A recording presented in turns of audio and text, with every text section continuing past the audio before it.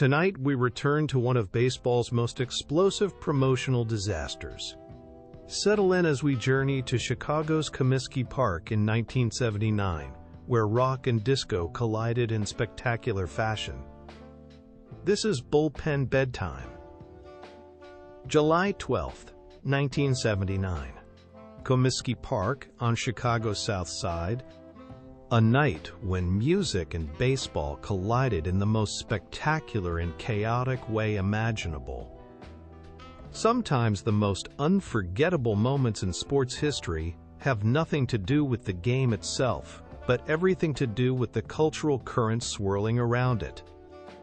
This is the story of how a radio DJ's crusade against disco music turned a doubleheader into one of baseball's most infamous riots. The late 70s were a time of cultural upheaval in America, and nowhere was this more evident than in the music world. Disco had exploded from underground dance clubs to mainstream dominance, filling radio airwaves with pulsing beats. But not everyone was dancing to the disco beat. A vocal backlash had emerged, particularly among rock fans who felt their music had been pushed aside.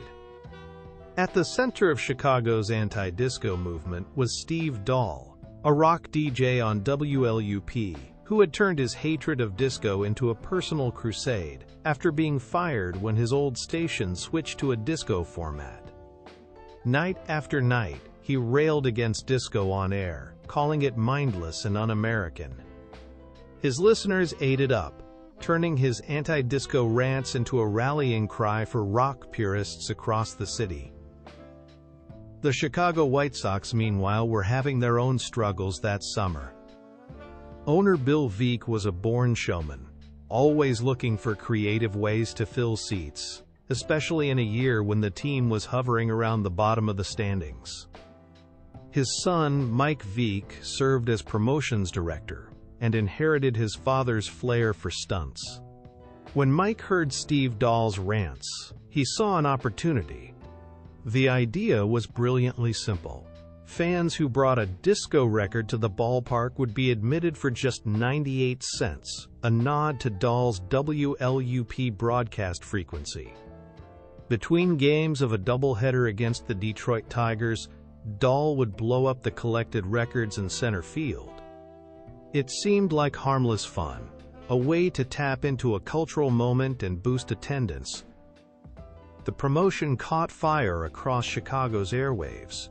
For weeks leading up to the event, Dahl promoted Disco Demolition Night with the fervor of a revival preacher. He painted the evening as nothing less than a cultural war, a chance for rock fans to strike back against the disco invasion. His listeners responded with enthusiasm that surprised even him, calling the station to pledge their attendance and promising to bring their most hated disco albums as sacrificial offerings. Local newspapers hyped the event. Comiskey Park readied itself for a crowd. On the night itself, it became clear that the White Sox had vastly underestimated the response. The team had expected maybe 20,000 fans for what was typically a poorly attended midweek doubleheader. Instead, nearly 60,000 people showed up, with thousands more turned away at the gates. The official capacity was only 44,000, but fans kept streaming in, many without tickets, clutching disco records, and radiating an energy that felt more like a rock concert than a baseball game. The stadium's turnstiles clicked furiously. Security guards looked nervously at the swelling crowd. Beer vendors readied for a long night. These weren't typical baseball fans coming for a leisurely evening at the ballpark. They were young, predominantly male rock fans who had come for a cultural moment, not a sporting event. Many had been drinking heavily in the parking lots for hours before the gates opened. The atmosphere was electric, but it carried an undercurrent of aggression. People wore t-shirts with slogans like "Death to Disco" and "Disco Sucks," chanting in unison whenever the mood struck them. Every few minutes, someone hurled a record onto the field, where it shattered into pieces. Outfielders dodged the flying vinyl like enemy fire. The players quickly realized they were performing in front of a different kind of audience. The first game between the White Sox and Tigers proceeded relatively normally, though the crowd's attention was clearly focused on what was to come. Sox fans waved their disco records like battle flags. Each of the 4 Tigers runs drew boos and chants of "Disco sucks" from the stands. By the time the final out of the first game was recorded, there was a palpable tension in the air. This was no longer just a promotion. It was a rally, a protest, and a powder keg waiting to be lit. Between games, as the grounds crew prepared for the main event, the anticipation reached a fever pitch. A large crate filled with thousands of disco records had been placed in center field, surrounded by what looked like enough explosives to blow a crater the size of second base. Steve Dahl took the field wearing Army fatigues, playing his role as the general in the anti-disco army. He paraded around the stadium on a Jeep, leading the crowd in chants. "Disco sucks," he shouted into the microphone, and 60,000 voices echoed back with a roar that shook the entire South Side. The chant grew louder and more frenzied with each repetition, building to a crescendo that could be heard for miles. Television cameras panned across the throngs. Reporters prepared to capture the spectacle. Then came the moment everyone had waited for. Dahl gave the signal, and the explosives detonated with a thunderous boom that shook the entire stadium. The explosion was far more powerful than anyone had anticipated. Instead of a controlled demolition, it was more like a small bomb going off. Chunks of vinyl records flew in every direction, some reaching the upper deck. A crater several feet wide opened up in the outfield grass, and smoke billowed across the field like a battlefield. The smell of burnt plastic and gunpowder mixed with beer and sweat. For a few seconds, the crowd was stunned into silence. Then they roared their approval as Dahl pumped his fist in triumph. The detonation seemed to unleash something primal. As the smoke cleared, something took hold of the crowd. Thousands of fans poured over the railings and onto the field, turning what had been a promotional stunt into a full-scale riot. They weren't just running onto the field, they were claiming it, as if the explosion had been a signal that normal rules no longer applied. Some carried banners reading "Disco sucks." Others had brought their own records to destroy, smashing them against the pitcher's mound and bases. One group hoisted a "Disco is dead" coffin and paraded it around the infield. Fans slid into the bases, tore up chunks of turf, and danced on the White Sox logo. The scene descended into complete chaos. Fires broke out as some rioters set piles of records ablaze.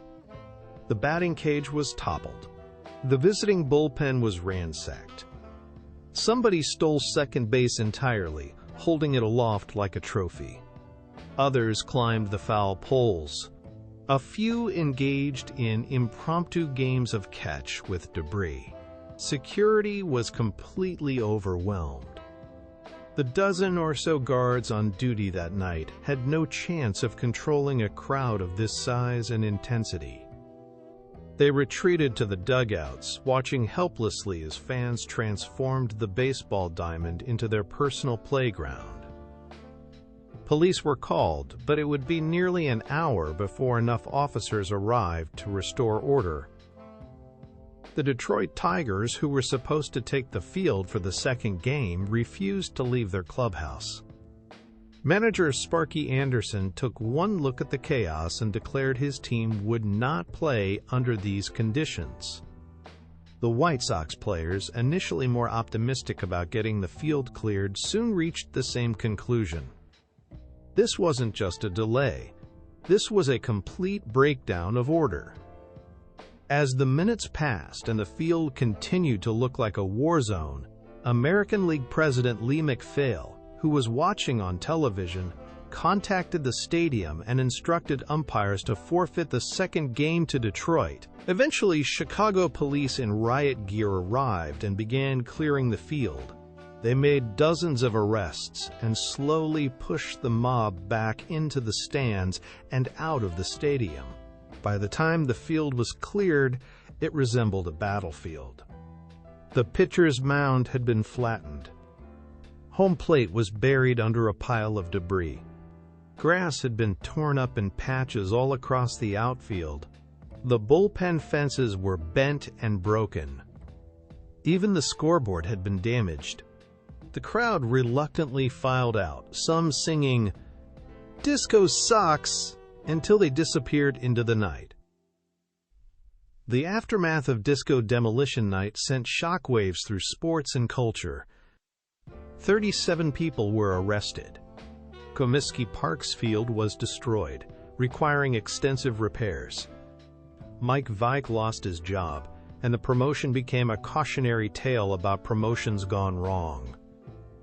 The White Sox endured fines and public embarrassment, but Bill Veeck continued to stage promotions, albeit less incendiary in nature. Steve Dahl became a Chicago media legend, later expressing some regret that the night had escalated as it did. Disco's popularity was already waning by 1979, but Disco Demolition Night has come to represent its symbolic downfall. The phrase "disco sucks" lives on in pop culture, and the riot remains one of baseball's most surreal nights. The event stands as a reminder that sporting events are public spaces where culture, identity, and emotion collide, and that sometimes the biggest story of the night has nothing to do with the sport itself. As you drift off to sleep, consider how music and sports, two forms of communal expression, can intersect to create moments that transcend both. The records destroyed that night in Chicago were plastic. The memory endures, encapsulating a shot of a moment when generational and cultural fault lines converged on a baseball diamond under the summer lights of Comiskey Park. Sweet dreams, and may your own cultural expressions always find peaceful outlets. Good night.